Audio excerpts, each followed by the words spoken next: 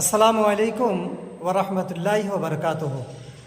আল্লাহ নবী সাল্লাল্লাহু তাআলা আলাইহি সাল্লাম বুখারী শরীফে হাদিসে বলেছেন, 6273 নম্বর হাদিস। ইমামুল আম্বিয়া সাল্লাল্লাহু তাআলা আলাইহি ওয়াসাল্লাম সাহাবায়ে কেরামকে বলছেন, হে আমার সাহাবাবর্গ, আমি কি তোমাদেরকে সবথেকে বড় গুনাহ কি সেই ব্যাপারে বলবো? সাহাবায়ে কেরাম বললেন, ইয়া রাসূলুল্লাহ, অবশ্যই বলেন। আল্লাহ নবী সাল্লাল্লাহু আলাইহি সাল্লাম বলছেন, সবথেকে বড় গুনাহ হচ্ছে আল্লাহর সঙ্গে অন্য কাউকে শিরক করা, আর মাতা পিতার অসম্মান করা, মাতা পিতার সঙ্গে খারাপ আচরণ করা, খারাপ ব্যবহার করা সবথেকে বড় গুনাহ।